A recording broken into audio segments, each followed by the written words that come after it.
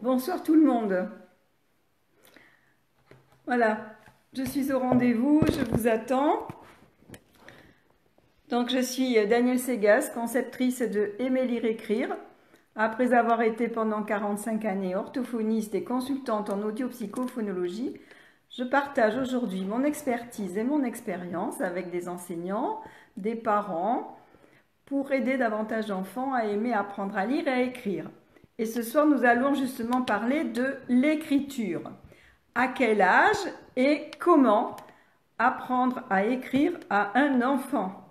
En effet, je reçois des quantités et des quantités de messages de parents, d'enseignants aussi, qui me disent que mon enfant a 3 ans et il écrit mal, ou bien il n'a pas envie d'écrire.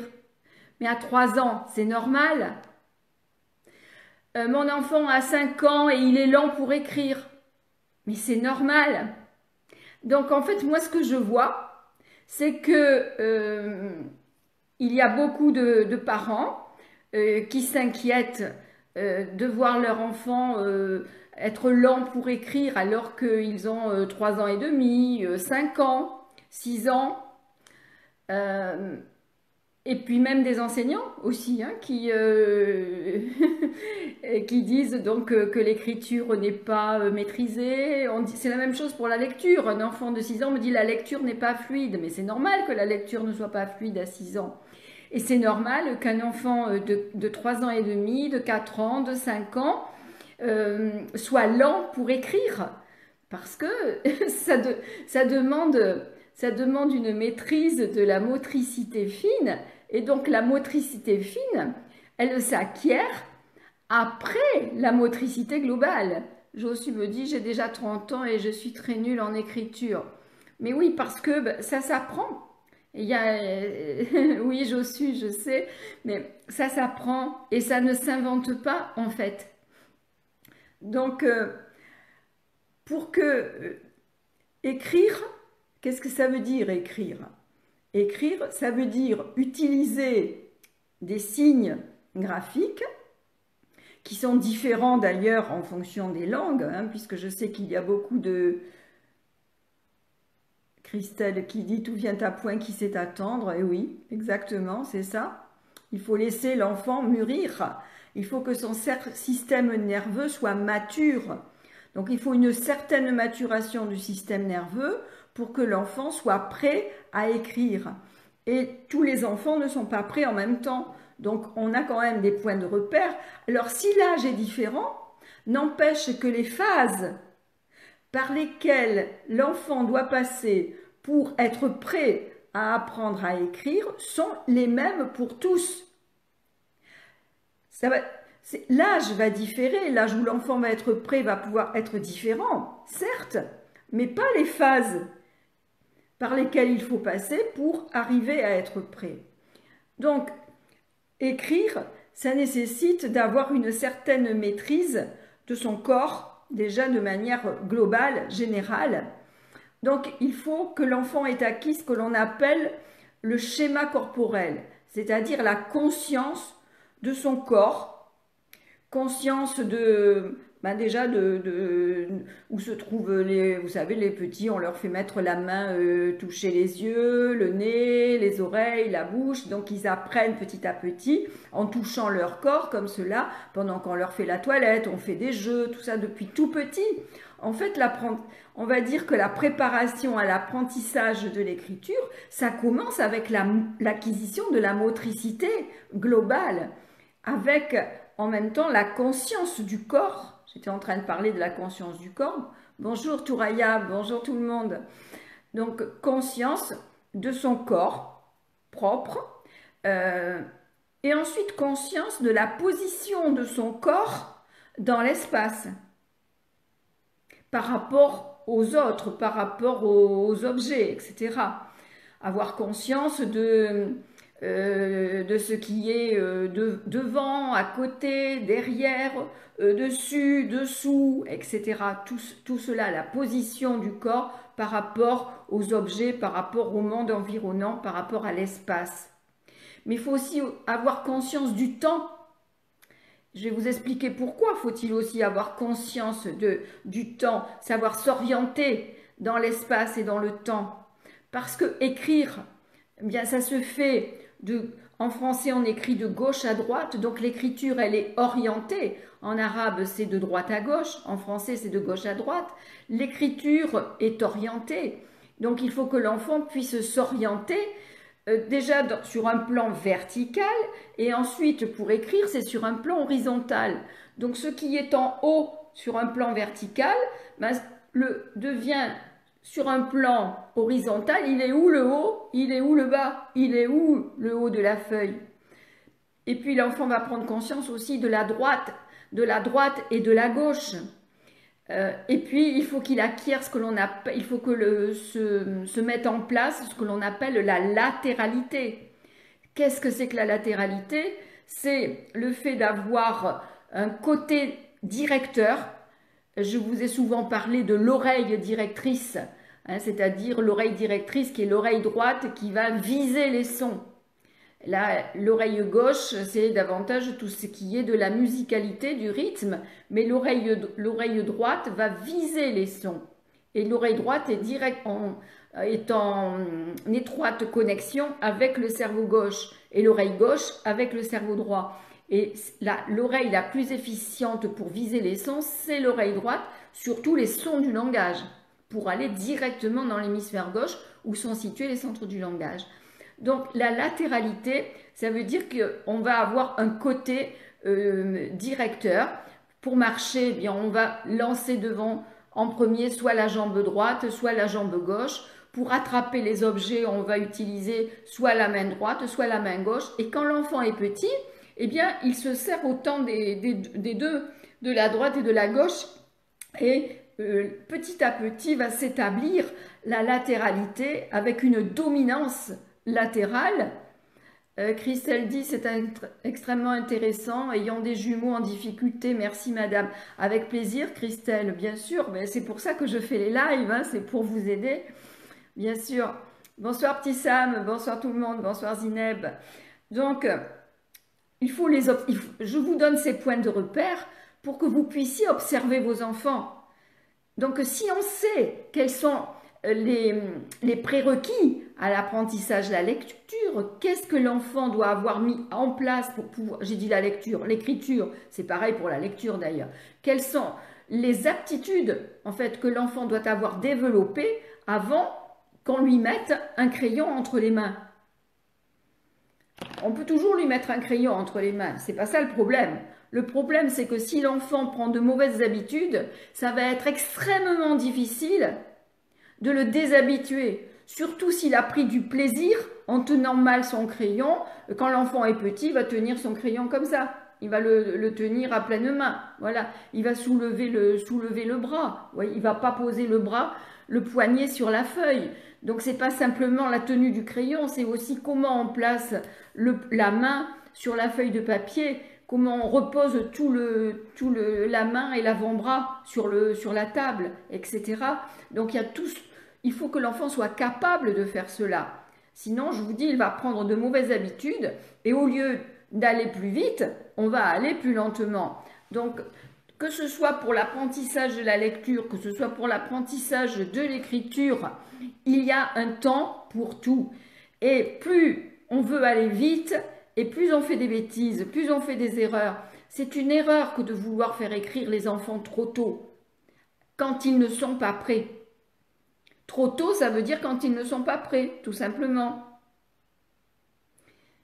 Pour tout apprentissage, c'est la même chose. Il faut veiller à ce que l'enfant soit prêt. Et à ce moment-là, on va lui proposer des activités qui correspondent à la phase où il se trouve de manière à pouvoir le faire évoluer petit à petit, traverser toutes les phases de son développement qui vont l'amener à réussir, à être expert dans l'acte d'écrire ou dans l'acte de lire. Il faut même lui apprendre la maîtrise du temps pour pouvoir être son propre gérant durant les exercices. Oui, mais c'est pas que ça, Touraya. La maîtrise du temps, pourquoi j'ai parlé de temps tout à l'heure? Parce que écrire, c'est transcrire sur du papier du langage. Donc je veux dire quelque chose à quelqu'un qui n'est pas là, je prends du papier et un crayon et je vais écrire. Ou moi, je veux écrire pour moi quelque chose dont j'ai besoin de me souvenir. Donc écrire, c'est ce que l'on appelle du langage écrit. Pourquoi du langage écrit? Parce que quand j'écris, je transcris du langage. Donc, ça veut dire, par exemple, si je prends une syllabe, si je dis ma, qu'est-ce que j'entends? J'entends et j'entends a. Donc, ça se représente par le signe graphique que nous appelons la lettre M, mais aux enfants, quand ils sont petits, on ne leur donne pas le nom de la lettre. Ils apprennent à reconnaître les graphies qui représentent les sons que l'on prononce. Donc, quand on dit eh bien, la lettre M, il va falloir la mettre à gauche. Je l'entends avant la lettre A. J'entends le son avant le son A. Donc, ce qui est avant et après dans le temps va devenir avant et après dans l'espace. Et ce qui va être avant, on va le placer à gauche, et ce qui va être après, on va le placer à droite, et ainsi de suite, puisque le sens d'écriture, c'est donc de gauche à droite en français, de droite à gauche en arabe. Donc, il faut que l'enfant ait acquis, effectivement, la notion de temps. Alors, Touraya disait pour qu'il puisse gérer son temps quand il fait les exercices, ça c'est encore une autre histoire. Là, on parle de qu'est-ce qu'il doit avoir acquis pour pouvoir apprendre à écrire. Et apprendre à écrire, c'est pas du graphisme. Le graphisme, c'est des dessins. Mais l'écriture utilise des formes spécifiques qui sont des boucles, et l'étrécie de la boucle devient le I, devient le T, le U, etc. Donc, ensuite, des ronds, des demi-ronds. Voilà, donc la boucle, les étrécies et les ronds. Et c'est ça les formes de l'écriture en français. Et ce sont ces formes-là qu'il va falloir petit à petit apprendre à l'enfant à tracer en fonction de ses capacités motrices fines. Donc, je ne réponds pas pour le moment à vos questions ou à vos commentaires. Je reviendrai en arrière après pour répondre. Donc, on a parlé du temps, et donc voilà pourquoi, parce que il faut que l'enfant puisse s'orienter et reconnaître ce qu'il a entendu en premier, ce qu'il a entendu après. Donc le avant et le après dans le temps, je disais, va devenir le avant et le après dans l'espace. Et ensuite, la latéralité, donc il faut qu'elle soit établie, c'est-à-dire avec quelle main il va écrire l'enfant. Donc quand il a 3 ans, à 3 ans, la latéralité n'est pas établie. Donc donner un crayon à l'enfant et lui laisser prendre le crayon avec la main qu'il veut, eh bien c'est comme ça qu'on fabrique des faux gauchers. Parce qu'à 3 ans, l'enfant n'a pas encore choisi vraiment son côté directeur. La latéralité, elle s'établit entre 5, 6, 7 ans. Vous voyez, c'est même plutôt entre 6 et 7 que la latéralité s'établit. Donc, je vous donne déjà la réponse par rapport à la maturité. Pour que l'enfant soit prêt à écrire, je dis bien écrire, pas à faire du graphisme, prêt à écrire, à apprendre les formes de l'écriture, que ce soit en français ou en arabe, eh bien, ça correspond au stade des opérations concrètes de Piaget. Donc, c'est-à-dire vers 6-7 ans. Donc, quand vous vous inquiétez que vos enfants de 3 ans et demi ou de 5 ans soient lents pour écrire, vous n'avez pas à vous inquiéter, ils ne sont tout simplement pas prêts. Ils ne sont pas mûrs pour apprendre à écrire. Je dis bien écrire. Je ne dis pas dessiner. Et je vais vous donner quelques points de repère. Donc, il faut aussi que la coordination des mouvements soit acquise, la capacité à coordonner les mouvements et des mouvements fins. Parce que il faut tenir le crayon. Il y a une manière de tenir le crayon. Le pouce doit aussi pouvoir être replié Et non pas les enfants, voilà, au début, ils vont pas, ils mettent le pouce tout droit. Et donc, du coup, ça bloque le mouvement de poignet. Donc, il faut, pour que, voilà, il faut qu'ils puissent plier les doigts, tourner, plier, allonger et tourner autour du poignet. Et en même temps, faire glisser l'avant-bras pour que l'avant-bras se déplie sur la table et pas le cou dans l'air, etc. Donc, c'est ce qu'on appelle le geste d'écriture. Je vous conseille d'ailleurs un livre, je ne suis pas d'accord avec tout, hein, mais ça s'appelle Le geste d'écriture. Je ne suis pas d'accord avec tout ce qu'il y a, mais c'est vraiment voilà, un bon livre malgré tout. Je vous dirai après avec quoi je ne suis pas d'accord complètement. Donc, on fait écrire les enfants dès l'âge de 3 ans en leur présentant, en leur faisant écrire avec l'écriture les lettres d'imprimerie, les lettres bâtons comme cela.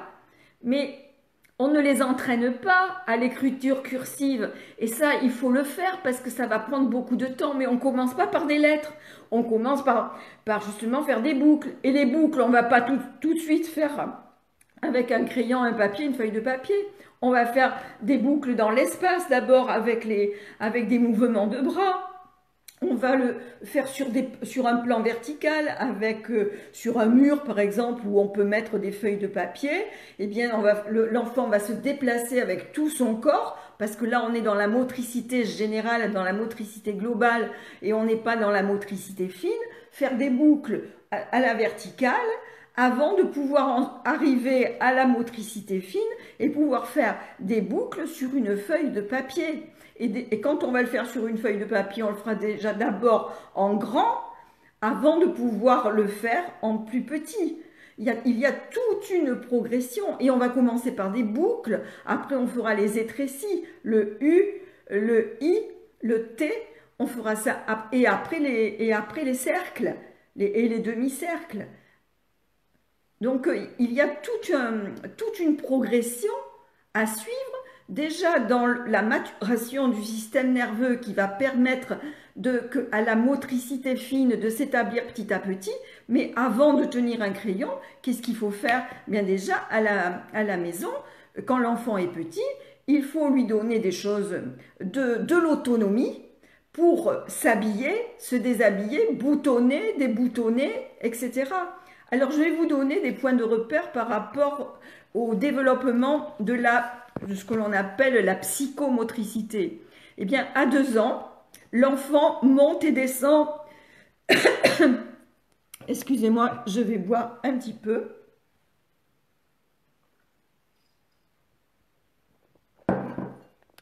Donc, à 2 ans, l'enfant monte et descend l'escalier seul, sans alterner les pieds. Donc, voilà, il fait pas comme ça. Hein. Il descend un pied, voilà, après l'autre, voilà, comme ça. Donc, il court vite, l'équilibre est meilleur, il tourne en cercle sur lui-même, il sautille, il grimpe, il danse. Il tape dans un ballon avec précision et équilibre, vers 2 ans. Un petit peu plus, hein. Préhension, non, pour attraper, il a acquis une grande souplesse du poignet, une bonne rotation de l'avant-bras. Ça, à 2 ans, c'est pas évident. Hein. Il dessine avec un crayon bien tenu. Je n'en suis pas sûre non plus qu'à 2 ans, ils tiennent bien le crayon. Donc, moi, je pense que ce qui est dit là, c'est davantage pour la préhension. Je dirais que c'est davantage vers les 2 ans et demi, 3 ans. Et l'enfant peut commencer à dessiner un rond, mais il ne le ferme pas. Il dessine le rond fermé que vers les 3 ans et demi. Il commence à dessiner ce que l'on appelle le bonhomme, le bonhomme tétard, avec la tête. Quelquefois, il y a les 2 gros yeux. Et quelquefois, après, il y a les bras qui vont apparaître de chaque côté de la tête. Donc, l'évolution du bonhomme est très intéressante à regarder aussi pour voir justement quelle est la maturation du système nerveux et voir comment l'acquisition du schéma corporel, comment l'enfant a conscience de son corps. Donc, quand il en est à dessiner le bonhomme tétard, c'est clair qu'il n'a pas vraiment encore conscience de tout son corps avec les bras, la tête, le corps, les bras, les jambes. Donc le bonhomme tétard, c'est justement vers 3 ans. Alors, à 3 ans, eh bien, il monte un escalier comme un adulte, en alternant les pieds. Il peut sauter même la dernière marche. Il peut sauter sur un pied et il peut maintenir l'équilibre. Il conduit un tricycle. Il peut commencer à s'habiller seul. Il peut mettre ses chaussures seul. Et vers 4 ans, il va les lasser. Mais à 3 ans, non. Il peut aider à desservir la table sans casser la vaisselle. Je disais qu'il sait dessiner, il ferme le cercle vers 3 ans et demi, il copie une croix et il utilise une paire de ciseaux à bourron, donc entre 3 et 4 ans. Donc à partir de 4 ans, il va dessiner, il va pouvoir copier un carré à 4 ans. Donc au niveau de la motricité, il pédale avec une bicyclette sans les petites roues. C'est pas sûr que ce soit pour tous les enfants. Hein. Il monte et il descend de la voiture tout seul à 4 ans. Il peut boutonner ses vêtements entièrement à 4 ans. Donc, si votre enfant a 4 ans, apprenez-lui même avant 4 ans à commencer à boutonner sa veste. Voilà, donc boutonner, déboutonner, vous voyez, ça fait travailler les petits doigts. Visser et dévisser. Voilà, il faut donner aux enfants un environnement qui leur permette d'exercer leur motricité fine. Et surtout, laissez-les bouger, laissez-les sauter. S'ils sautent la dernière marche de l'escalier, et s'ils sautent après, s'ils s'entraînent à sauter les 2 dernières marches de l'escalier, laissez-les faire. Ils ne vont pas se faire mal. Ce qu'ils expérimentent, ils l'expérimentent parce qu'ils ont confiance en eux. Donc ne leur dites pas « Attention, tu vas te faire mal ». Combien de fois j'entends les mamans et j'ai entendu dire les mamans « Attention, attention, tu vas te faire mal ». Dans mon cabinet, il y avait justement j'avais des escaliers, il y avait un perron et les enfants adoraient s'amuser à sauter. D'abord une marche, après 2, après 3, et ils essayaient comme cela, donc au fur et à mesure qu'ils étaient de leur âge, à sauter le plus de marches possible, et les mamans tremblaient de peur en criant « Attention, tu vas te faire mal, non, non, non, fais pas ça !» Ben si, il faut les laisser expérimenter, et il y a peu de chances qu'ils se fassent mal s'ils ont confiance en eux. Je me rappelle mon petit-fils à vélo, il croyait que parce qu'il avait son casque et puis il avait même des poignées pour le skate et donc il faisait du vélo, il descendait une pente et il croyait, je lui dis attention Noé, parce que ça descendait quand même assez très en pente et il y avait un virage et ça c'était à l'île de la Réunion, il y avait des chocas et les chocas ça pique et et je lui disais fais attention et il me dit t'inquiète j'ai le casque. Il avait 4 ans donc dans les chocas il y est allé plus d'une fois hein, dans les chocas mais bon c'est voilà il faut laisser les enfants faire leur expérience motrice et s'ils sont à l'aise au niveau de la motricité générale eh bien ils vont arriver aussi donc à être à l'aise avec la motricité fine mais il faut leur laisser le temps. Donc, ça n'est pas parce qu'un enfant est à l'aise justement au niveau de la motricité générale qu'il va forcément être à l'aise au niveau de la motricité fine. Parce que là, ça va demander de l'attention, etc., de la patience et tout. Et donc, il y a des enfants qui n'aiment pas se mettre à écrire trop tôt. Ça ne leur convient pas. Et il faut respecter ça. Donc, à 5 ans, eh bien, il sautille sur ses 2 pieds. Et moi, j'ai vu des enfants qui, jusqu'à 11 ans, des enfants de 11 ans qui n'arrivaient pas ni à sauter sur un pied, ni avec les 2 pieds. Alors, bon, voilà, vous voyez, donc à 5 ans, l'enfant peut sauter sur un pied, sur ses 2 pieds, comme ça. Et certains n'y arrivent pas, à 9, 10 ans, n'y arrivent pas forcément. Donc à 5 ans, il lasse ses chaussures tout seul. Et il peut reproduire le triangle. Donc 3 ans et demi, le cercle fermé. 4 ans, le carré. 5 ans, le triangle. Et normalement, 6-7 ans, ça, le losange, c'est beaucoup plus tardif. Et finalement, lorsque l'enfant est capable de reproduire un losange, hein, parce que le haut, ça va, mais après le bas, pour faire se rejoindre les droites obliques de manière symétrique, ça c'est difficile et beaucoup d'enfants n'y arrivent pas avant 7 ans. Eh bien, c'est la réalisation justement du triangle qui va nous signaler que l'enfant est prêt et mûr pour l'apprentissage de l'écriture. Donc à 6 ans, eh bien, il saute à pieds joints, il tape une balle dans un but, il enroule un fil autour d'une bobine, voilà. Mais il se peut malgré tout qu'il n'y arrive pas à faire ça, bien qu'il soit intelligent. Ça n'a rien à voir avec l'intelligence, c'est simplement une habileté motrice qui va être différente en fonction des enfants. Donc là, je vous ai donné des repères, mais bon, hein, c'est variable. C'est variable d'un enfant à l'autre. Et donc, en tant que parent ou enseignant, sans consulter un psychomotricien, on peut déjà surveiller tout cela. Justement, l'évolution de la motricité globale et de la préhension, hein, de la motricité fine, donc, chez l'enfant. Et une faiblesse dans un des domaines va l'handicaper de manière systématique au niveau du graphisme. D'où l'intérêt de déceler dès la maternelle d'éventuelles faiblesses pour pouvoir justement accompagner l'enfant pour passer donc d'un stade à l'autre. C'est très important de pouvoir observer les enfants en sachant quel est l'ordre d'évolution en fait, donc c'est-à-dire l'acquisition du schéma corporel, je répète, la latéralité, la coordination des mouvements, la motricité fine, l'orientation dans le temps et dans l'espace.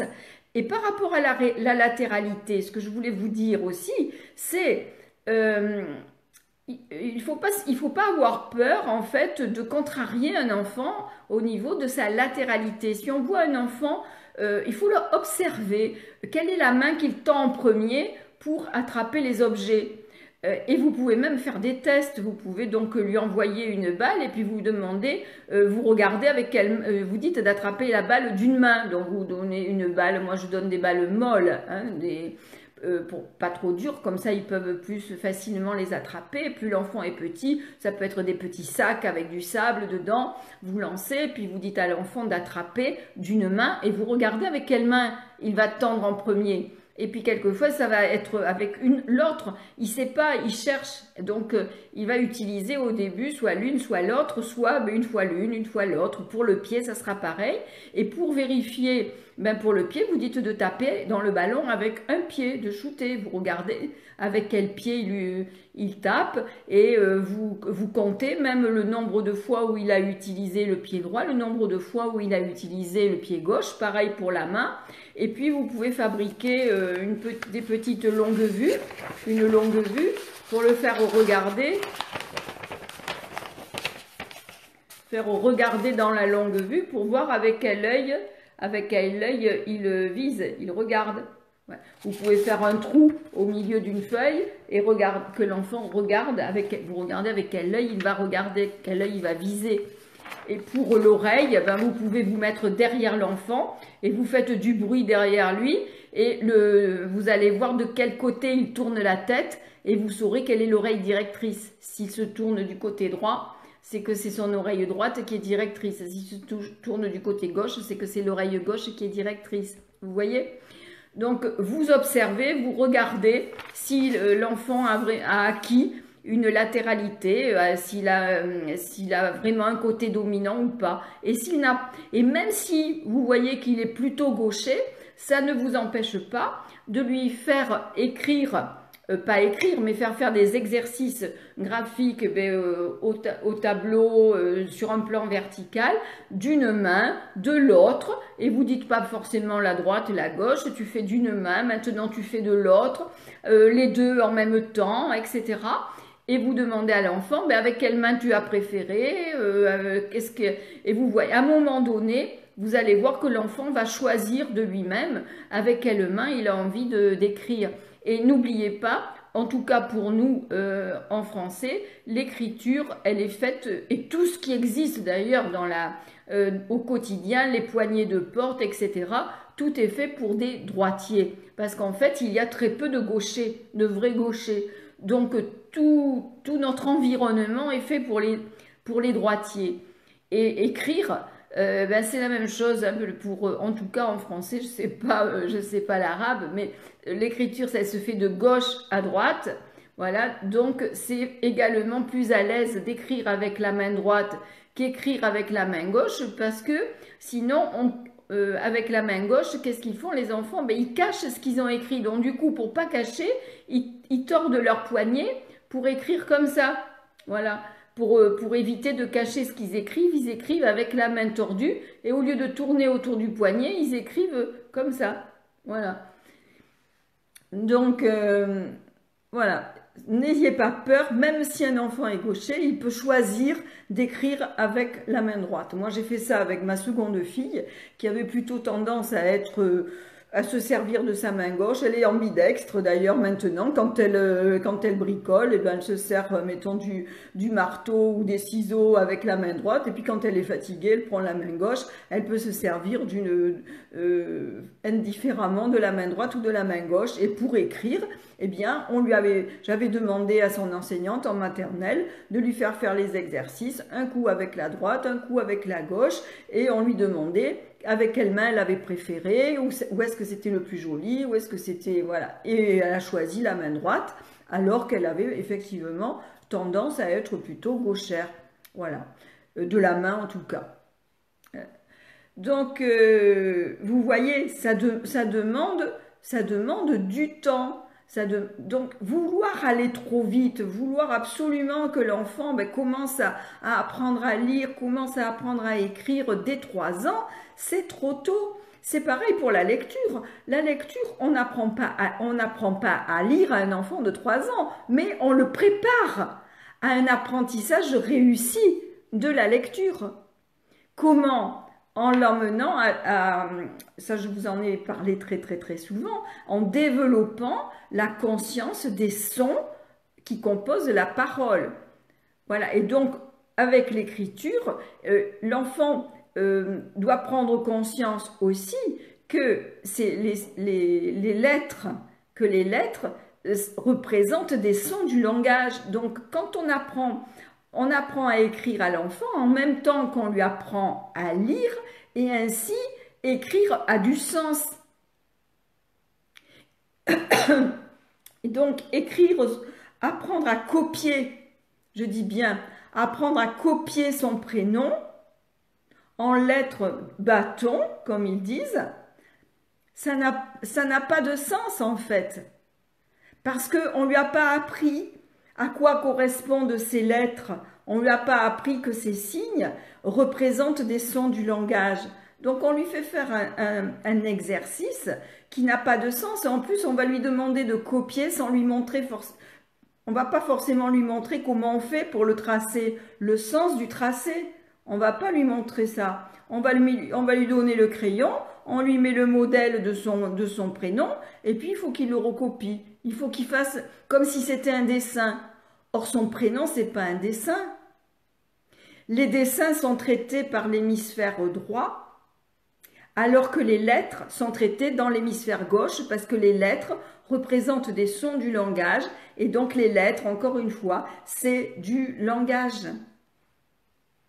Bon, bonsoir tout le monde. Je vais revenir en arrière pour voir tout ce que vous m'avez dit.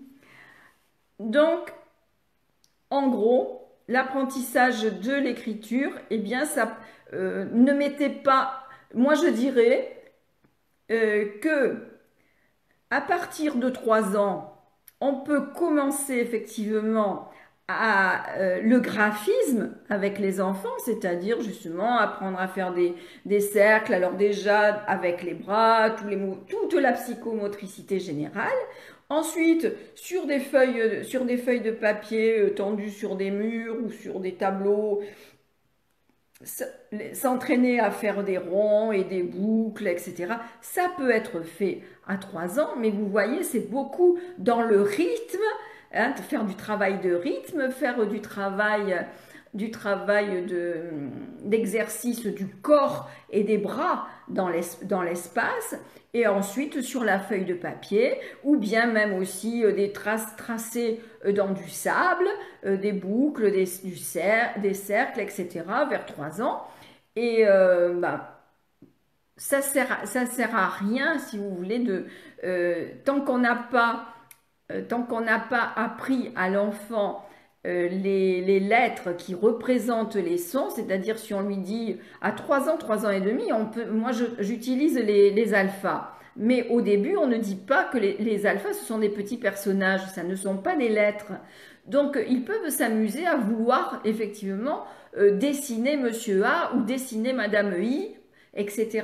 ou Mademoiselle U. Mais ça, c'est du dessin, ça n'est pas de l'écriture. Et ensuite, lorsque on aura avancé et que les petits personnages auront été transformés par la fée et que là on aura vraiment donc l'écriture script et l'écriture cursive, là on va pouvoir commencer à les amener à l'écriture et là on sera vers entre 4 et 5 ans. Donc vous avez les petits voilà. Vous avez ces petits livres, ces petits cahiers d'écriture, donc qui sont progressifs. Voilà, donc les formes de base, la tenue du crayon. Après ça, c'est l'écriture courante. Il y en a d'autres, hein, j'en ai plein. Donc vous trouvez ça sur Amazon et ce sont les cahiers d'écriture. Donc ça, c'est la maternelle de Daniel Dumont.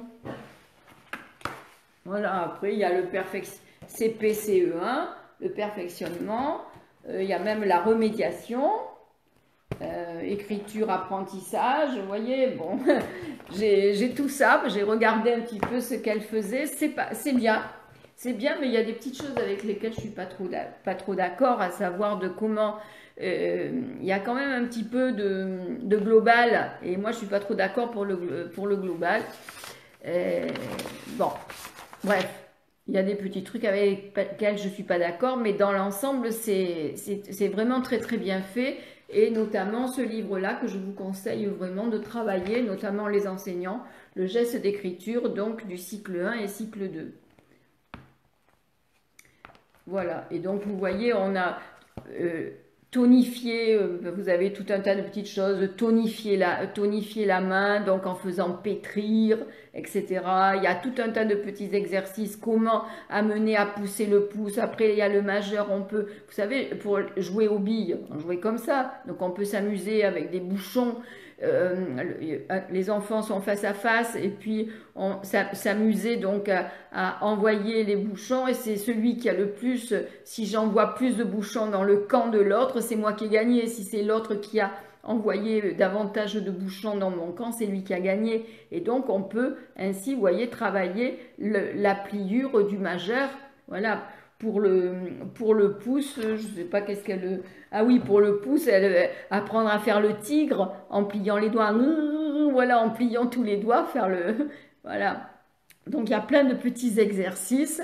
Mais surtout, dans la vie de tous les jours, donner de l'autonomie à vos enfants pour les amener à lasser leurs chaussures, faire les nœuds des chaussures, les nœuds des lacets, boutonner, déboutonner les manteaux ou les vestes, etc. Se coiffer tout seul, se brosser les dents tout seul, se laver tout seul, voilà, s'habiller tout seul. Tout cela va participer à les amener à être prêts à apprendre à écrire. Donc si un enfant de 3 ans ne s'habille pas tout seul, ne boutonne pas, ne déboutonne pas tout seul, eh bien il n'est pas prêt pour apprendre à écrire. Donc un enfant de 3 ans n'est pas vraiment prêt pour apprendre à écrire. Il peut faire du graphisme, mais le graphisme n'est pas écrire. Écrire, encore une fois, il faut que ça ait du sens. Parce que j'écris pour dire quelque chose. Donc il faut que l'enfant soit entré dans l'écriture, en fait, et compris le code d'écriture, qu'à un son du langage correspond des graphies, et ces graphies, on va en même temps les lui faire écrire, parce que comme cela, il va les incorporer par le mouvement.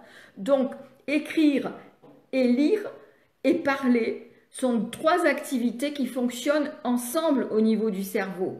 Quand je lis, les zones de la lecture s'activent dans le cerveau, ainsi que les zones du langage.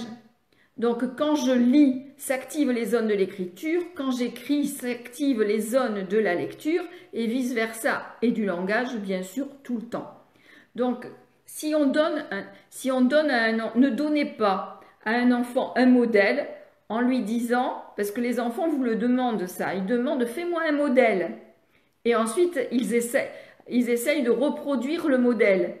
Mais non, si vous leur faites un modèle où leur prénom est écrit, avec leur prénom décrit ou n'importe quoi qu'ils vous disent qu'ils veulent écrire, eh bien ils vont l'écrire comme ils peuvent, n'importe comment, ils vont dessiner, ils vont pas avoir appris le geste d'écriture et le développement de l'écriture dans l'espace.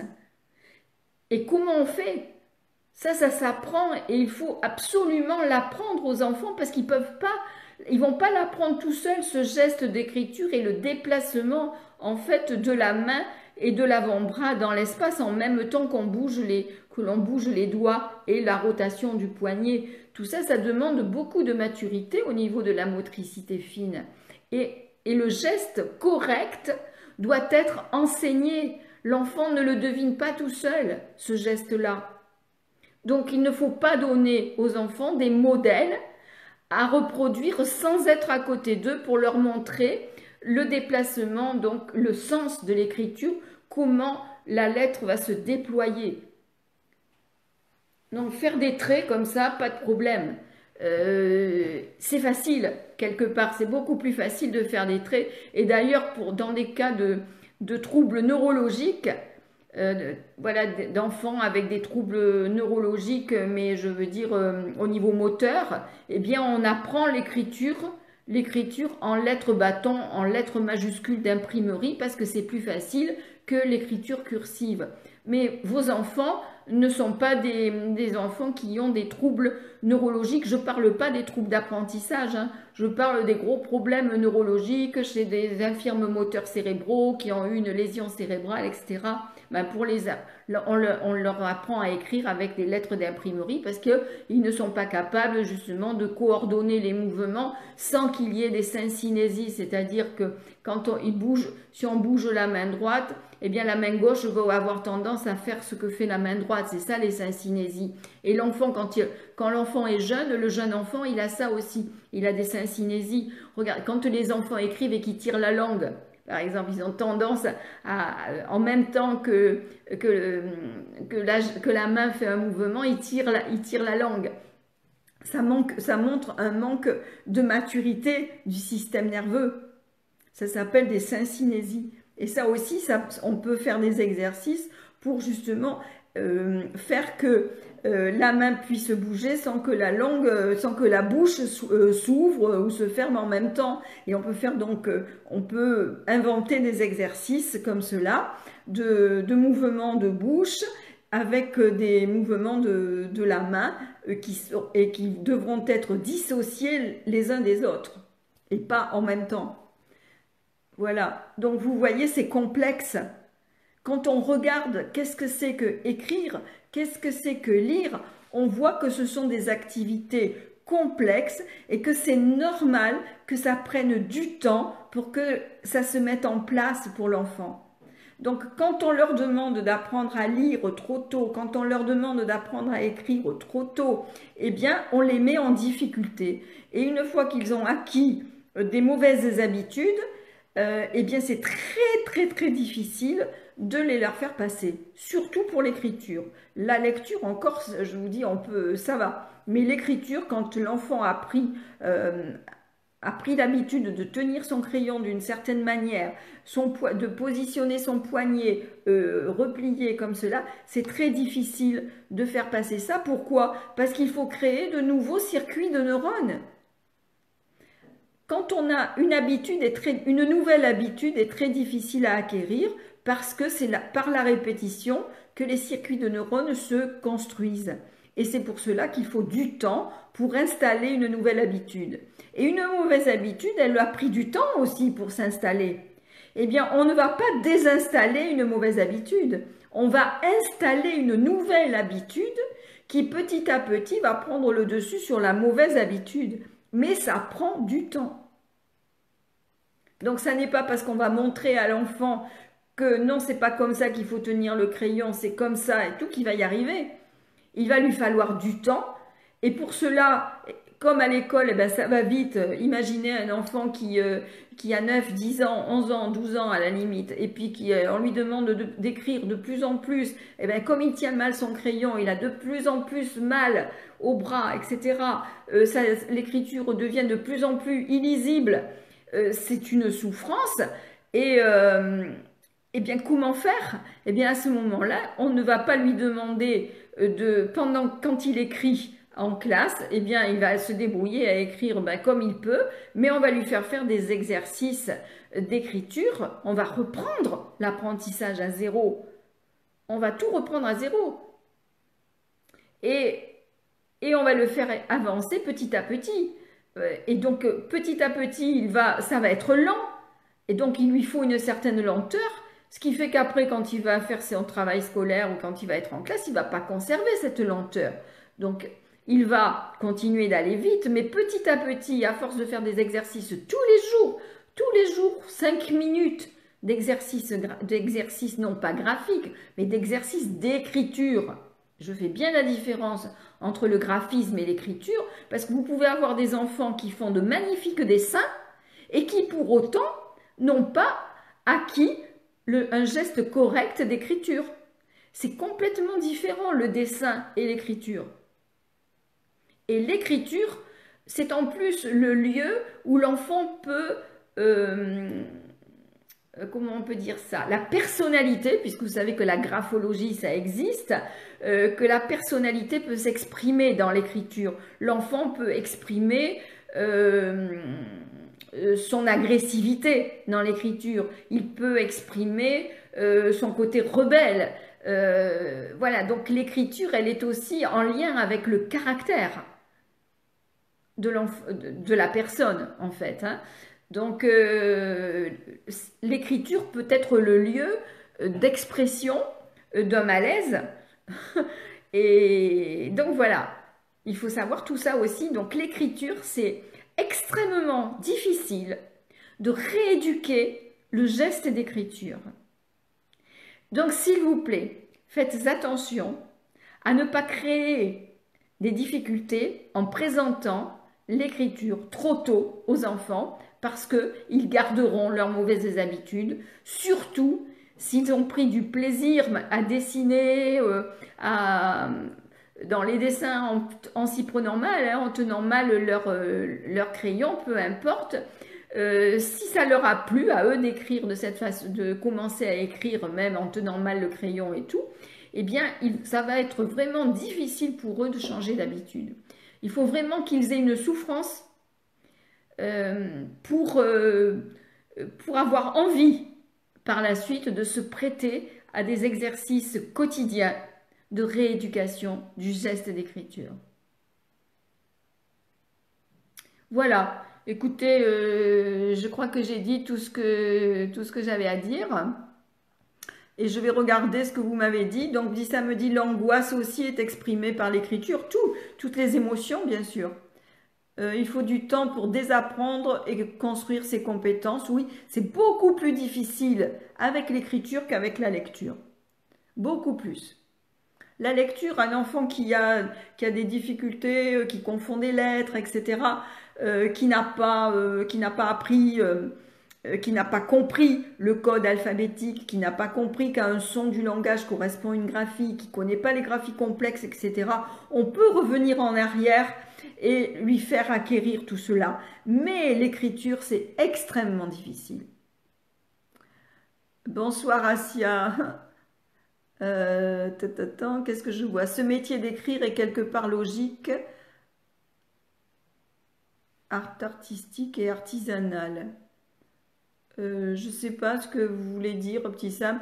Artistique, l'écriture, ça peut être artistique, mais c'est pas de la calligraphie non plus, hein, l'écriture. Il faut acquérir les formes de l'écriture avec le geste correct qui permet de reproduire ces formes, qui sont l'écriture étant du langage, étant la transcription écrite de ce que je dis. Donc ça a du sens et il faut l'enfant doit prendre conscience donc que ce qu'il écrit doit vraiment correspondre à ce qu'il veut dire et que du coup s'il écrit mal, s'il ne maîtrise pas, s'il ne sait pas comment que le haut mettons s'accroche en haut et comment on va faire pour accrocher après en haut, pour faire le N par exemple, comment il faut partir plus loin pour pouvoir redescendre et faire le U.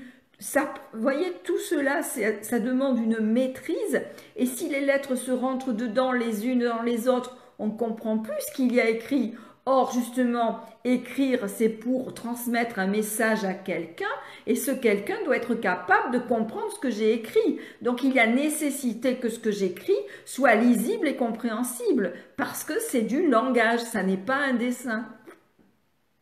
Donc, on ne va pas demander forcément à ce que ça soit beau, que ça soit artistique, on va demander à ce que ça soit compréhensible et lisible. Et pour que ça soit compréhensible et lisible, eh bien, il y a un geste précis à acquérir. Et ce geste précis à acquérir, on ne peut pas le faire acquérir trop tôt à un enfant de 3 ans. Par contre, l'enfant de 3 ans, on va le préparer à devenir capable d'apprendre ces gestes précis. Un enfant de 3 ans doit plutôt lui apprendre à parler.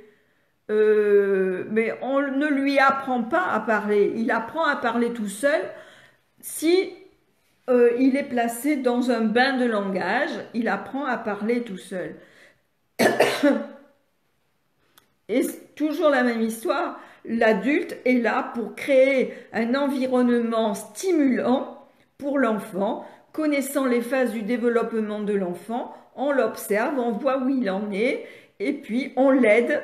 On va l'aider à acquérir le langage en lui racontant des histoires, en lui parlant, en commentant ce qu'il est en train de faire, etc. En reverbalisant une question qu'il nous a posée ou même ce qu'il nous a montré du doigt. On lui dit « Ah, tu veux ceci, cela, etc. Ah, tu as soif, tu veux boire, voilà un verre, qu'est-ce que tu veux? Tu veux ce verre que tu préfères lequel, etc. » Enfin bref, vous comprenez, on va parler avec l'enfant, c'est comme ça qu'il va apprendre à parler quand on lui parle. Après, lire et écrire, l'enfant naturellement a envie de découvrir ses apprentissages, d'autant plus qu'il est en contact avec des gens qui lisent et qui écrivent. Et quand il va en avoir le désir, on va l'y accompagner et l'amener dans une certaine progression à apprendre à lire et à écrire. Alors, qu'est-ce que je lisais ici? En classe, les enseignants, avec toute la volonté du monde, s'acharnent à apprendre aux enfants à écrire alors qu'ils ne sont pas sensibles à la complexité de cette mission. Petit Sam, je ne sais pas ce que vous dites là, c'est une critique en fait que les enseignants ne sont pas sensibles de la complexité de transmettre la capacité d'écrire aux enfants. Alors peut-être qu'il y a... Moi, en tout cas, ce que je vois, et encore aujourd'hui, hein, avec les enfants dont je m'occupe, c'est qu'on ne leur a pas appris à écrire.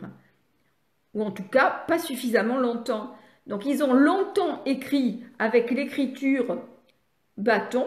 Ils ont commencé à écrire en attaché, comme ils disent, eh bien, à la fin de la grande section de maternelle.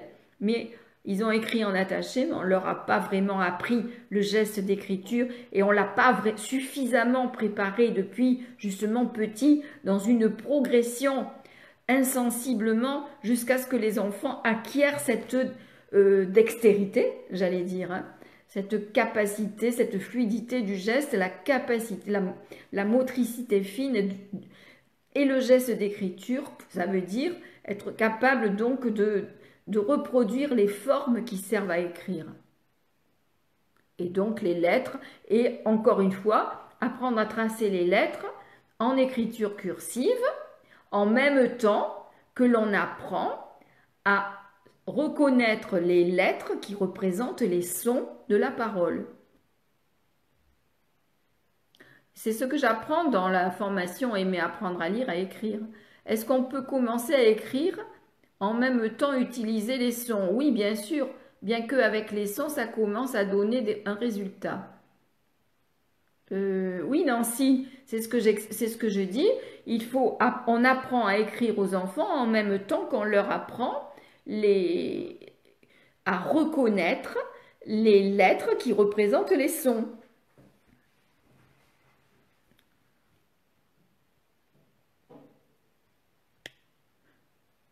Je ne sais pas qui c'est qui me dit, je suis tout à fait d'accord avec vous. Rachida me dit bonsoir, heureuse de vous entendre. Bonsoir Rachida. Rajae qui était là, coucou. Merci pour vous à ce cours magnifique, me dit Ibrahim, ben avec plaisir. Alors, salut, me dit Anan. Ma fille de 7 ans, elle n'arrive pas à lire ou bien à écrire. Elle est en C2 maintenant, je ne sais pas quoi faire. S'il vous plaît, si vous avez des idées pour moi, je suis vraiment inquiète pour elle, merci. Eh bien, il y a ma formation Aimer apprendre à lire et à écrire. J'ai ouvert les inscriptions fin janvier, je les ai fermées maintenant. Seulement, au mois du 1er au 15 mars, ça sera le mois de la lecture chez Aimer lire écrire. Et du 1er au 15 mars, j'ai choisi cette date parce que le casque For Brain il y aura une réduction de 30% sur le casque For Brain. Et moi, je proposerai ma formation Déclic Lecture, c'est-à-dire Déclic Lecture, c'est en 2 niveaux. Le premier niveau, c'est pour... le premier niveau, il peut servir depuis 3 ans jusqu'au premier trimestre de CP.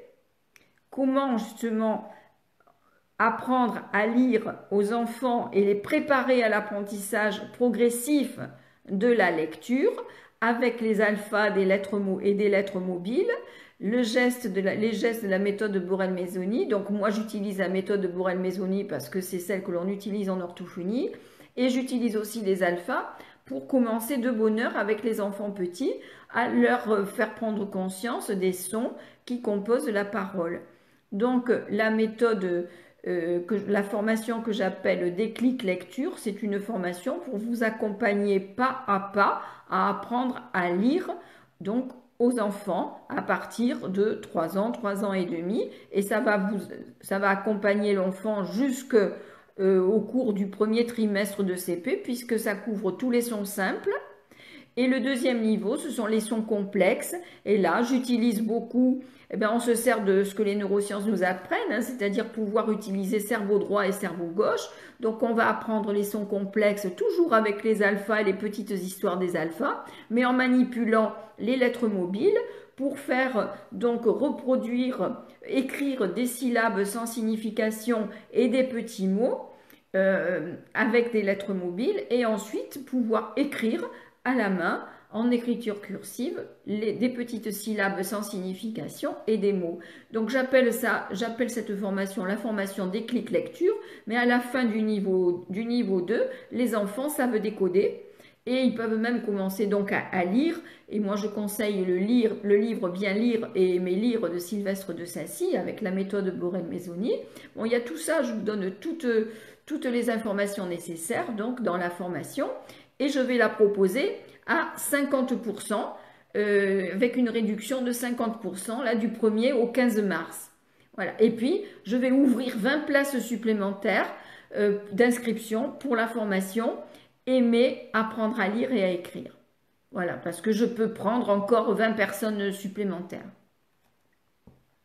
Donc, Anan, si vous avez une fille de 7 ans qui n'arrive pas à lire, franchement, je vous conseille de prendre l'une ou l'autre formation. La formation aimer apprendre à lire, à écrire, c'est une formation qui couvre toutes les bases de l'apprentissage de la lecture et de l'écriture et la remédiation, toutes les bases, c'est-à-dire de l'âge de 3 ans à l'âge de 12 ans. Ça peut même faire les 2 premières années de collège pour des enfants qui ont des difficultés et qui ne maîtrisent pas les graphies complexes, par exemple. Donc, dans la formation aimer apprendre à lire, à écrire, il y a aussi la remédiation des difficultés d'apprentissage. Donc ça veut dire que comme ces 2 formations sont des formations en ligne, vous les avez accessibles à vie et en plus vous avez 30 jours pour essayer. Et si vous ne souhaitez pas continuer, il suffit de le dire et vous êtes remboursé et vous avez des facilités de paiement exceptionnelles. J'ai fait des facilités de paiement vraiment exceptionnelles pour aimer apprendre à lire et à écrire. Et pour la formation déclic lecture, eh bien, je vais faire 50% de remise, de réduction et ça sera du 1er au 15 mars. Donc, vous avez le temps de vous organiser pour être prêt du 1er au 15 mars à sauter sur l'occasion de la réduction de 30% sur le casque à retour vocal for brain et 50% sur la formation déclic lecture niveau 1 et niveau 2 et 20 places que je vais ouvrir pour la formation aimer apprendre à lire et à écrire. Voilà. Donc, parce que pour vous aider, Anan, pour vous aider à accompagner votre fille de 7 ans, c'est pas simplement avec des lives comme celui-ci ou avec des petits conseils que je peux vous donner. Il faut vraiment avoir une démarche structurée. Vous voyez bien ce que je vous explique. Je vous explique la complexité que c'est que d'apprendre à écrire pour un enfant, la complexité que ça représente d'apprendre à lire et qu'est-ce que c'est que lire, qu'est-ce que c'est que écrire. Donc, sachant cela, je vous mène pas à pas et c'est facile, c'est simple, vous pouvez le faire. Tout le monde peut le faire. Il n'y a pas besoin d'être enseignant pour ça. C'est aussi, et bien sûr, c'est une formation qui s'adresse autant aux enseignants qu'aux parents, mais il n'y a pas besoin d'être enseignant pour cela. Et quand vous vous occupez de vos enfants à la maison, vous êtes des enseignants. Et donc, vous avez des vidéos qui vous montrent comment faire. Vous avez un guide pédagogique de l'apprentissage progressif, de la lecture avec les choses qui sont... Je vous écris les choses et je vous les montre également avec des vidéos. Donc franchement, allez-y quoi, profitez-en, je ne serai pas toujours là. Hein. Donc si vous attendez l'année prochaine, qui vous dit que je serai encore là l'année prochaine? Donc prenez les opportunités quand elles se présentent. Vous êtes enseignant et vous êtes triste de voir que vous ne réussissez pas à apprendre à lire, à écrire à tous vos petits élèves. Je connais des enseignants qui me disent je sors de la classe quelquefois pour pleurer. Donc, qui souffrent de ça. Et donc là, vous avez la chance d'avoir une professionnelle comme moi qui a de l'expérience et qui a su mettre à votre portée les méthodes de l'orthophonie d'une manière simple et efficace pour que vous réussissiez à apprendre à lire et à écrire aux enfants, que ce soit les vôtres, que ce soit ceux des autres. Profitez-en. Profitez-en, j'ai 75 ans au mois de mars. Qui vous dit que je serai là l'année prochaine? Si vous vous dites, oh, plus tard, j'attendrai l'année prochaine puisque j'ouvre la formation Aimer apprendre à lire et à écrire qu'une fois par an. Si vous attendez l'année prochaine, c'est pas sûr que je sois là moi l'année prochaine, vous savez. La vie peut s'arrêter très vite, hein. J'ai déjà la chance d'avoir été jusqu'à 75 ans, donc je sais pas qu'est-ce qui va se passer hein, après. Alors profitez tant que je suis là. Mon fils a 9 ans, ok. Après, qu'est-ce qu'il y a d'autre? La dextérité à exercer en amont de l'écriture. Oui, c'est ça.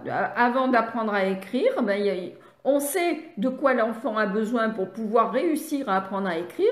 Eh bien, il faut petit à petit l'amener à y arriver. Et donc, on lui fait acquérir ce dont il a besoin. On lui donne les outils, en fait. Le schéma corporel et l'identification aux parents sont des jalons à considérer avec importance. Le schéma corporel, mais il n'y a pas que le schéma corporel, la conscience du corps, savoir comment le corps est situé dans l'espace par rapport aux objets, la latéralité, la coordination des mouvements, la motricité générale, la motricité fine, l'orientation dans le temps et dans l'espace. Il y a besoin de tout cela pour réussir à apprendre à écrire et à lire. C'est la même chose d'ailleurs. Et apprendre à lire et apprendre à écrire, ça doit se faire en même temps. S'il vous plaît, mon enfant a 7 ans, ça c'est Neslina qui me dit ça. Elle a peur d'écrire sur sa feuille pour ne pas faire faux. Voilà. Eh bien, il faut la rassurer et il faut expliquer aux enfants que c'est en se trompant que l'on apprend. Donc, si c'est faux, c'est pas grave. Elle apprend à faire juste. Et c'est en se trompant qu'on apprend. On ne peut pas attendre de savoir pour écrire. Pour apprendre à écrire, eh bien, il faut écrire. Pour apprendre à nager, il faut nager, il faut se mettre à l'eau. Pour apprendre à écrire, eh bien, il faut laisser une trace sur la feuille de papier. Et si cet enfant a peur de faire faux, c'est bien que l'environnement n'est pas un environnement bienveillant ni un environnement d'amour, parce que mettre le stress sur un enfant pour qu'il réussisse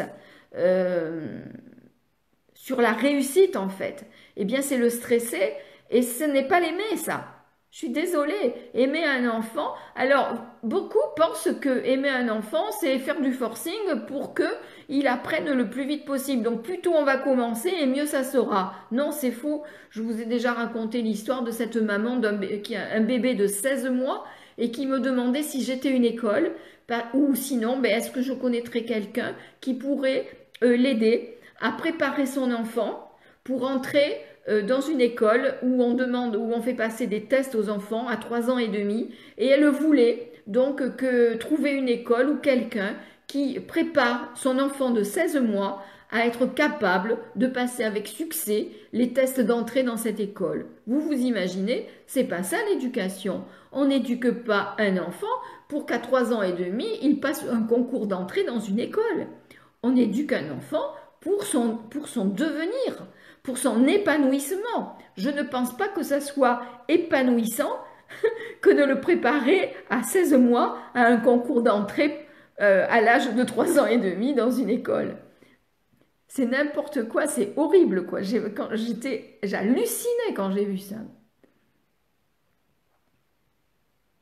C'est pour ça que j'ai fait ce live ce soir. Ma fille a tendance à lever et regarder son coude quand elle a un crayon à la main.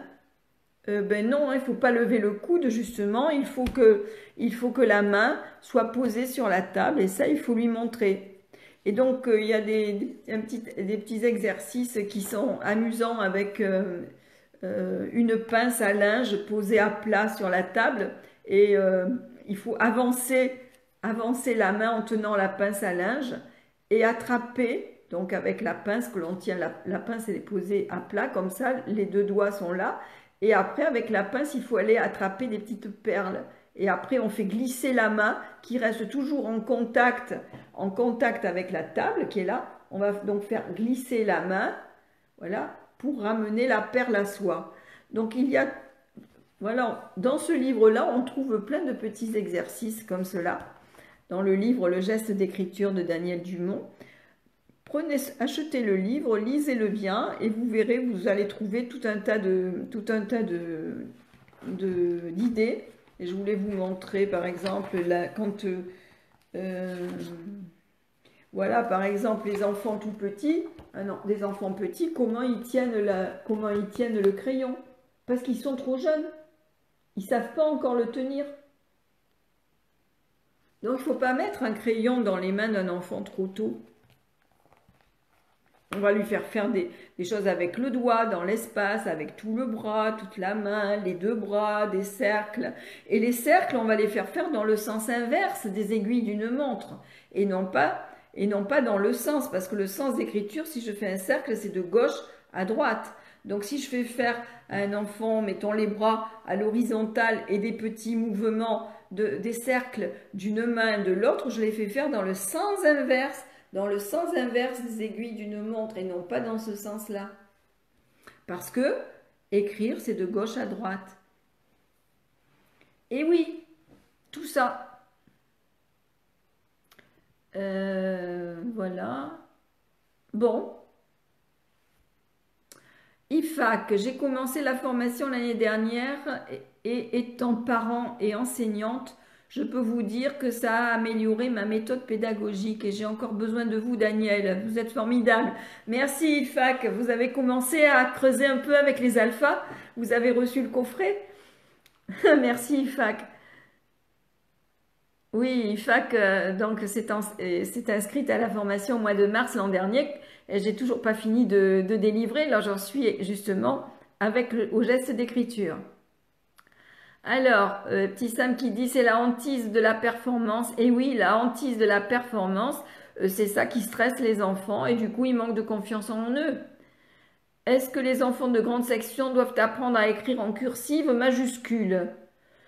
Ah, la cursive majuscule? Eh bien, Ghislaine, ça dépend. euh, Ça dépend des enfants. C'est difficile, hein, la cursive majuscule. Donc, des enfants vont y arriver, d'autres ne vont pas y arriver. Moi, je dirais que la cursive majuscule, ça serait plutôt au CP qu'en grande section de maternelle. Mais encore une fois, ça dépend des enfants. Alors, IFAC me dit, oui, je suis ravie, j'ai commandé mon coffret, il arrive bientôt. Super. Vous me raconterez après, alors IFAC, vos expériences avec les alphas. Oui, donc Ghislaine, grande section de maternelle, la cursive majuscule. Vous voyez, on me pose la question en fonction de la classe où l'enfant se trouve. Ça n'est pas la classe qui va déterminer si c'est le moment pour l'enfant d'apprendre les majuscules cursives. C'est son habileté à lui. Est-ce qu'il est prêt ou est-ce qu'il n'est pas prêt? Donc ça n'est pas la peine d'aller trop vite. Et les majuscules cursives, bon, mais s'ils savent pas les faire, ils peuvent faire une majuscule en lettres d'imprimerie majuscule au début. S'ils savent pas faire, mais ça n'empêche qu'ils peuvent s'entraîner à faire. Si vous voyez que l'enfant est prêt, ben vous lui apprenez les majuscules tranquillement. Vous commencez par les plus faciles. Alors, Redouane me dit « Merci madame de ce que vous dites. Au niveau de 3 années de primaire, je travaille avec mes enfants par des étapes, faire connaître le son à étudier, puis association des syllabes et des mots et enfin les phrases. Ok? Et enfin les phrases. Et comme ça, l'enfant arrive à lire facilement et comprendre ce qu'il lit. Eh ben oui. Mais il faut commencer très tôt avec les enfants petits, dès 3 ans et même avant. De toute façon, quand on raconte des histoires aux enfants, on leur raconte en parlant lentement, en appuyant sur certains sons pour qu'ils les entendent bien, pour qu'ils voient notre bouche articulée. Parce que quand on parle de motricité fine et la motricité de la langue, la motricité des muscles, de la bouche, etc. C'est de la motricité fine aussi, ça n'est pas de la motricité globale.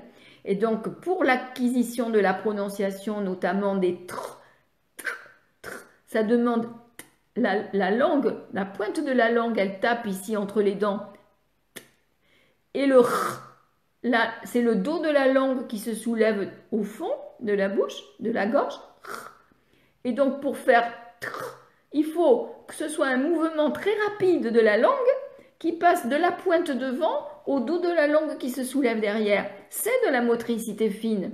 Donc, il n'y a pas que la motricité fine de la main, il y a aussi la motricité fine de la langue et des muscles, donc des lèvres et des muscles de la face. La motricité générale, la motricité globale, elle met en mouvement les grands muscles. Et la motricité fine, elle met en mouvement les petits muscles. Donc il faut commencer tôt avec les enfants jeunes à leur faire prendre conscience de la parole, des sons qui composent la parole, jouer avec les alphas, leur faire reconnaître les sons de la parole, les personnages qui font tel son, etc., pour petit à petit les amener justement aux lettres elles-mêmes.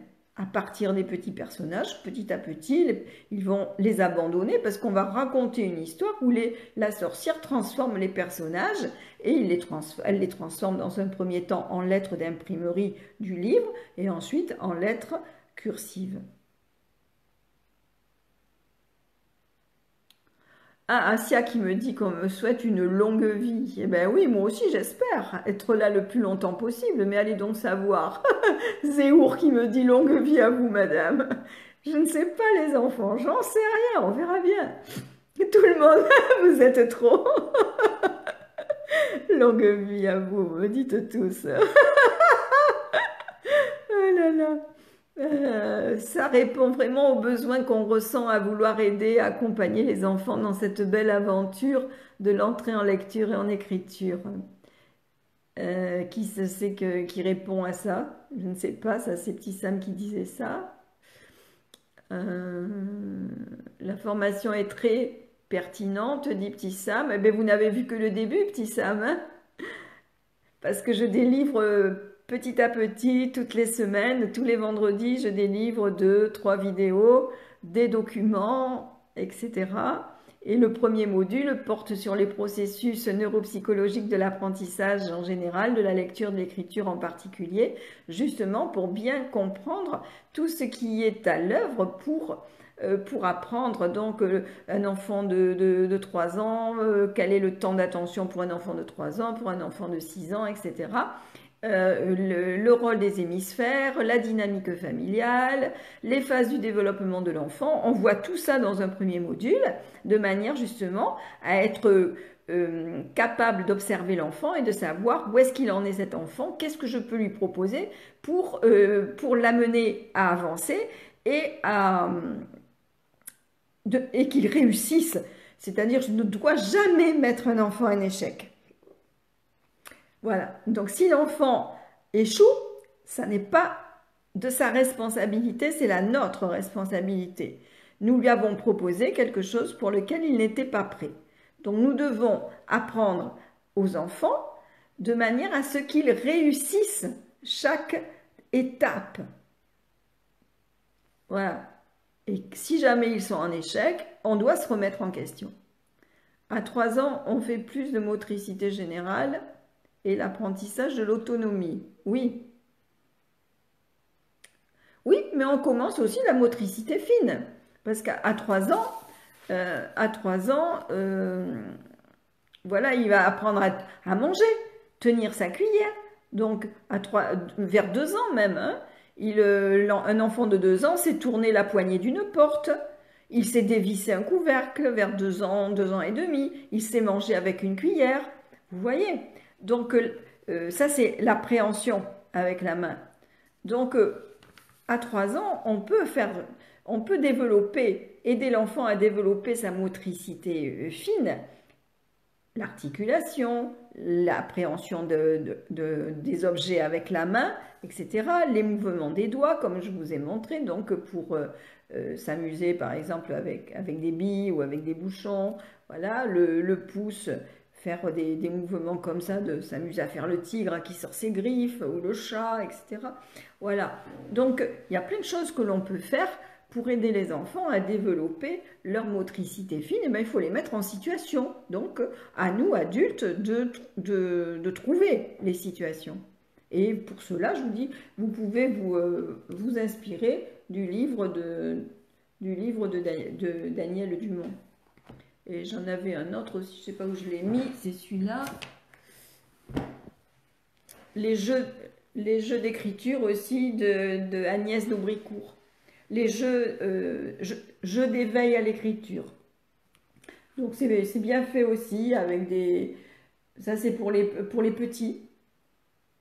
Voilà, donc il est très bien fait il est très bien fait aussi celui-ci. Mais ce livre-là, voilà, ça c'est vraiment très complet. Vous avez, c'est pour les petits, mais les plus grands aussi. Donc ça va donc de la préparation du geste d'écriture à la maîtrise du geste d'écriture et à l'écriture proprement dite, l'écriture cursive proprement dite. Oui, 3 ans, c'est l'âge de la découverte. Non, c'est pas l'âge de la découverte. 3 ans, la découverte, ça commence depuis tout petit, hein. Depuis bébé. Les enfants sont à l'âge de la découverte. Alors, la découverte de l'écrit, peut-être, à 3 ans. Mais sinon, la découverte du monde, Fousia, c'est depuis que l'enfant vient de naître, hein. Il arrive au monde, il ne sait rien et il va lui falloir découvrir le monde, il va lui falloir imaginer entre 0 et 6 ans tout ce qu'un enfant apprend et même entre 0 et 3 ans, hein, parce que se tenir assis, se tenir debout, marcher, parler, jamais à une autre personne, on ne rencontrera plus tard dans notre vie, une période aussi riche en apprentissage que celle de 0 à 3 ans. En 3 années, imaginez tout ce qu'un enfant acquiert en 3 ans. La marche, la parole. Et après, bon, après ça va être la motricité, apprendre effectivement à se servir de son corps, donc à explorer l'espace, hein, une fois qu'il sait marcher. Une fois qu'il sait marcher, qu'il sait parler, eh bien, il va donc explorer le monde. Et puis, dans le monde, il y a le monde de l'écrit. Et donc, il fait connaissance de ce monde de l'écrit à travers les livres, etc. Et après, à l'école, eh bien, il va aussi découvrir l'écriture. Les grandes conquêtes, oui, ce sont des conquistadores, nos enfants. Bon, écoutez, voilà, je suis contente d'avoir parlé de ce thème ce soir, du thème de l'écriture. Et j'ai fait référence à l'écriture. Je fais référence à l'écriture et la lecture. Ah d'accord, Fousia, oui, voilà. Ok. Oui, ben oui, c'est le moment de la découverte, mais même déjà à 2 ans, déjà tout petit, quoi. Quand on raconte, qu'on regarde des livres avec les enfants, on leur montre des livres très tôt, hein, tout bébé, là, 6 mois déjà, 9 mois, ils peuvent, voilà, il y a des livres pour les bébés, il y a même des livres en tissu, il y a des livres en gros carton, hein, pour pouvoir mieux tourner les pages, etc. Donc, les enfants sont vraiment avides de découvrir, de connaître. Et puis ensuite, c'est vrai qu'ils se construisent aussi par imitation. Donc s'ils nous voient lire, s'ils nous voient écrire, ils ont envie de faire comme nous, c'est normal.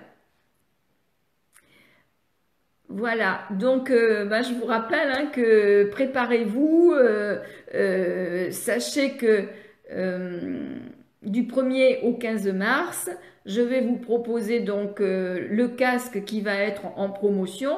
Et comme ça, c'est pas moi qui fais la promotion, c'est la société qui commercialise le casque et donc qui donne à ses affiliés, je suis donc affiliée de ForBrain, donne la possibilité de faire acquérir le casque à ces normalement ce sont en tant que thérapeute, ce sont donc les patients, les orthophonistes ont dit qu'elles ont des patients, etc. En tout cas, me donne la possibilité de vous permettre d'acquérir le casque avec 30% de remise, ce qui je crois va le mettre à 193 ou un truc comme ça, donc super intéressant. Et moi, je vais également en profiter pour faire du mois de mars, le mois de la lecture, vous offrir la formation Déclic Lecture à 50% de réduction et je vais ouvrir 20 places supplémentaires à la formation Aimer apprendre à lire et à écrire qui elle-même est déjà en réduction de 50%. Déjà, par rapport, elle est même à 80% en dessous du prix auquel je pourrais la vendre, mais je ne le veux pas. Ma fille dyslexique de 8 ans a un bon niveau oral, a de gros problèmes de lecture et d'écriture, malgré sa détermination. S'il vous plaît, aidez-moi.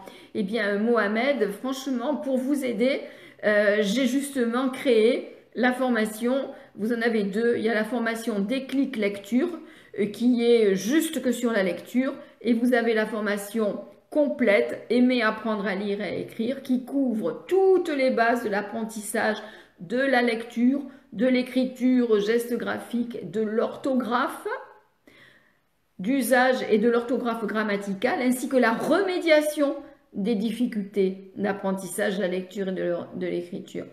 Donc vous avez ça, c'est à vie, et ça couvre toute la scolarité de votre enfant, toutes les bases, et vous en aurez même encore besoin au collège. Donc, allez-y, voilà, je vais ouvrir 20 places supplémentaires le 1er mars. Préparez-vous financièrement à pouvoir accéder à la formation.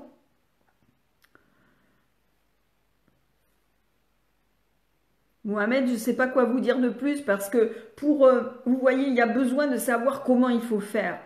Donc, il y a besoin d'être guidé, il y a besoin de savoir quoi faire.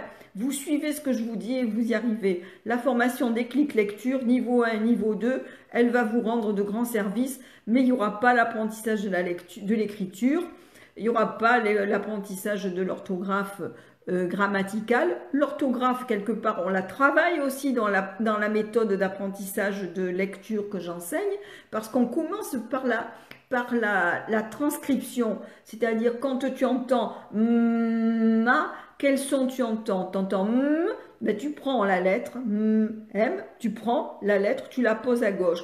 Tu entends quoi après ma? Ah, tu entends A, donc tu prends A et tu le mets à côté. Ça fait ma. Le qui attrape Monsieur A, qui attrape le A, ça fait ma.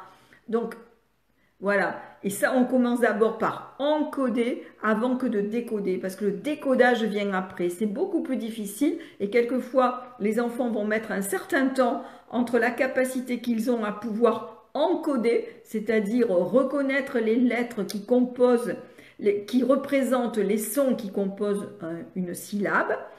Donc, ils vont savoir attraper les lettres qui conviennent, mais ils vont avoir du mal à pouvoir décoder la syllabe s'ils la voient écrite. Donc ça, il y a un laps de temps qui est plus ou moins long en fonction des enfants, entre le moment où ils sont capables d'encoder et le moment où ils sont capables de décoder. Et moi, tout ça, je vous amène là-dedans, pas à pas, tranquillement. Donc, la méthode, si vous n'avez pas les moyens de vous inscrire à la formation Aimer apprendre à lire et à écrire, qui est une formation complète sur une année et qui effectivement a un certain coût, ce qui est complètement normal, hein, et en plus avec des ateliers une fois par mois, voilà, et je suis présente et vous pouvez faire appel à moi si vous avez besoin de moi, je suis là, je réponds. Donc, je vous guide pendant une année, donc c'est normal que cette formation, elle ait un certain coût. La formation Déclic Lecture est beaucoup plus abordable, mais elle ne traite que de la lecture, à niveau 1 et niveau 2. Niveau 1, ce sont l'apprentissage des sons simples et des graphies simples qui les représentent. Et avec toute une progression, on ne commence pas par n'importe quel son. Et le niveau 2, c'est les sons et graphies complexes, le changement de son des graphies. Et puis, ensuite, on a le décodage et à un moment donné, dépasser le décodage aussi. Donc, quelle technique pour dépasser le décodage et acquérir une fluidité de la lecture. Donc, c'est vraiment une formation d'apprentissage de la lecture. Je l'ai appelée Déclic Lecture parce que surtout le premier niveau, c'est vraiment le niveau du déclic de la lecture. Le deuxième niveau, ça y est, l'enfant, il a le déclic de la lecture, mais il lui faut acquérir les sons et graphies complexes. Donc, c'est le déclic lecture, mais niveau 2. Voilà. Et on en arrive à la lecture, au décodage et à la fluidité, et à l'entraînement à la fluidité de la lecture. Donc Mohamed, du 1er au 15 mars, vous aurez les promotions. Encodage et décodage, merci madame, me dit Mohamed. Petit Sam, le secret réside dans ce temps d'apprentissage. Oui, le secret réside dans le fait de prendre le temps.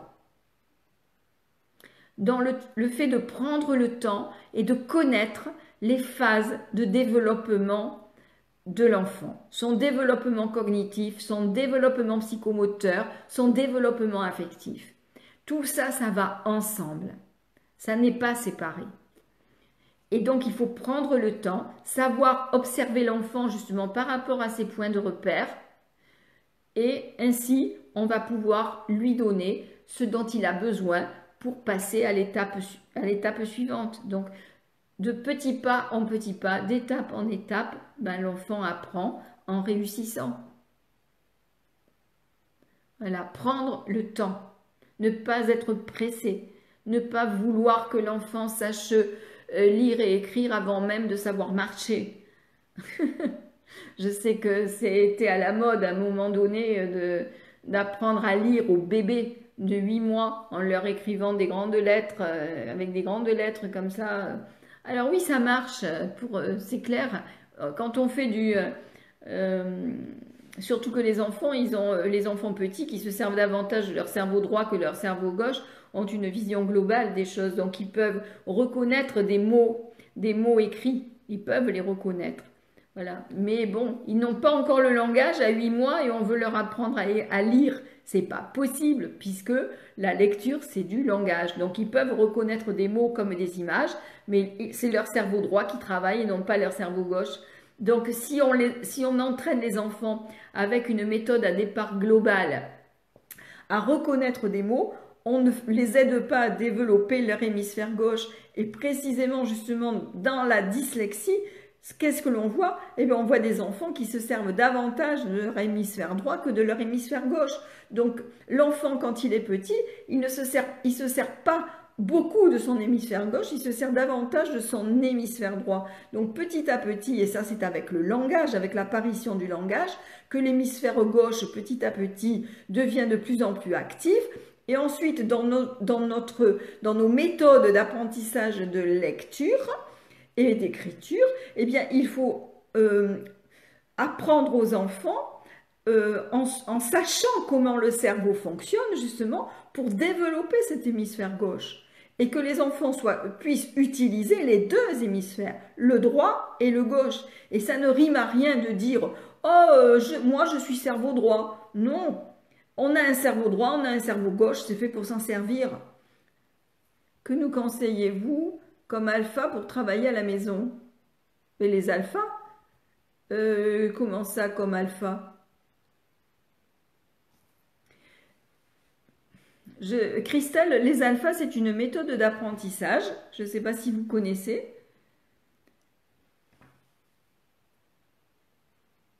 Je réponds, Mohamed, je lis ce que vous écrivez, mais je réponds à Christelle.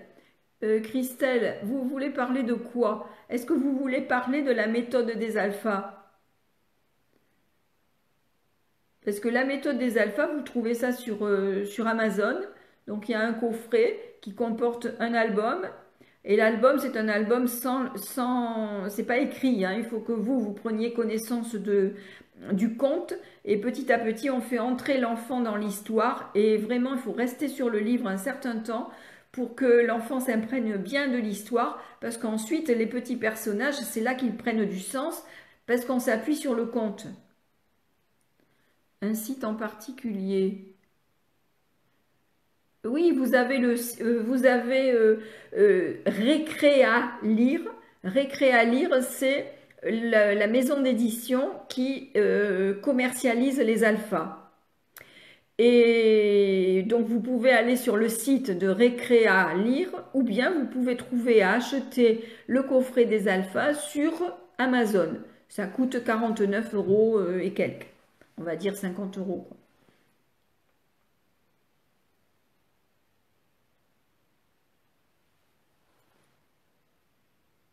Voilà. Alors, Et donc, dans ma formation Déclic Lecture, je vous explique comment les utiliser, les petits personnages, et dans quel ordre les utiliser, et ensuite, comment passer en fait des alphas aux lettres mobiles, etc. Donc, vous avez vraiment toute une progression. Et donc, du 1er au 15 mars, eh bien, je vais vous donner l'opportunité de pouvoir acquérir la formation avec 50% de réduction. Alors, Mohamed, c'est l'esprit de compétition qui règne entre les enfants qui est pénalisant quelque part pour ces enfants qui ont des difficultés d'apprentissage. L'impression d'être en décalage ou en retard dérange. Oui, mais c'est pas la faute des enfants, ça, hein. C'est la faute des adultes. L'impression d'être en décalage ou en retard dérange. Oh, mais oui, mais ça, c'est les adultes qui ont créé cet environnement de compétition. Il n'y a pas de compétition à avoir. Et justement, il faut éduquer les enfants pour leur dire que chacun son rythme. Un tel est plus habile pour écrire, toi tu es plus habile pour autre chose, dans le sport. Ou voilà, il faut toujours partir, valoriser l'enfant par rapport à ce qu'il sait faire, toujours le mettre en valeur et non pas le comparer aux autres, non pas qu'il se sente inférieur aux autres parce que il apprend moins facilement et moins vite. Donc non, c'est chacun son rythme. Le gros problème de l'école, c'est que c'est tout le monde qui doit apprendre la même chose en même temps. Tu as 6 ans, tu apprends à lire, voilà. Et encore, si, si en plus de ça, les parents font du forcing derrière pour que l'enfant sache écrire à 3 ans et lire à 3 ans par exemple, alors que l'enfant n'est pas prêt, c'est là qu'on crée les problèmes. Et si l'école rentre dans ce jeu des parents qui veulent que les enfants apprennent à lire et à écrire à 3 ans, non, le rôle des enseignants c'est d'éduquer les parents aussi et d'expliquer si on est confiant de la pédagogie que l'on utilise, si on est sûr de soi, que l'on sait que ce que l'on propose, que notre façon de travailler, c'est pour le bien de l'enfant, les parents vont nous faire confiance. Moi, les parents qui m'amènent leur enfant, eh bien, ils me font confiance. Et pourtant, j'utilise des méthodes différentes de celles de l'école. Je joue avec les enfants. Mais les jeux que je propose, c'est en jouant que l'enfant apprend. Donc les jeux que je propose à l'enfant, ce ne sont pas des jeux pour se distraire, c'est des jeux pour apprendre. Et les enfants savent très bien faire la différence d'ailleurs. Ils savent même me le dire, mais finalement, on joue, mais j'apprends. Ils savent très bien me le dire ça. Ils adorent d'ailleurs découvrir qu'ils apprennent plein de choses en jouant.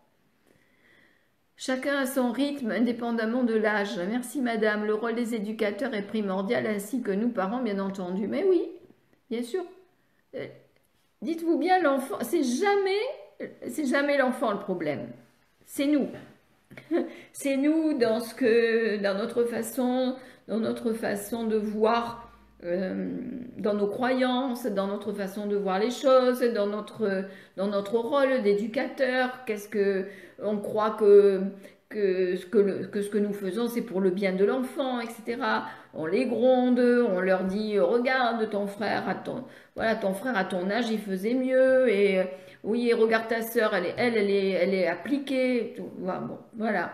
Donc tout ça, toutes les comparaisons que adultes nous pouvons faire pour piquer au vif nos enfants pour que finalement ils s'améliorent, ben c'est tout le contraire qu'on fait.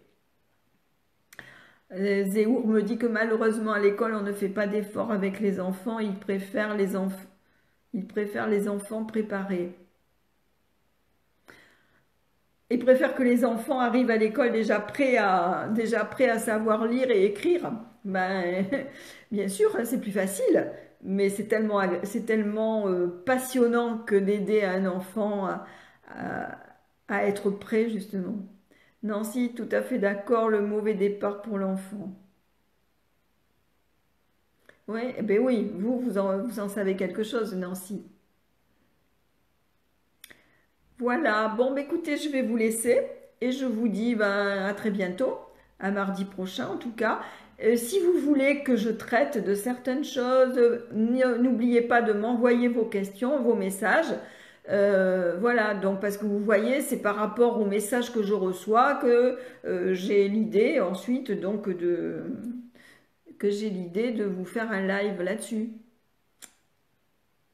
Voilà. Donc, eh ben, au revoir tout le monde. Pensez à partager le live. J'ai oublié de le dire tout à l'heure. C'est dommage. Vous étiez nombreux à suivre le live. Il y a eu jusqu'à plus de 40 personnes présentes en même temps. C'est super. Et j'ai oublié de vous demander de partager. Partagez, partagez pour qu'il y ait beaucoup de personnes qui puissent le voir. Voilà. Allez, je vous dis au revoir. À mardi prochain. Passez un bon week-end. On n'y est pas encore, mais je vous le dis.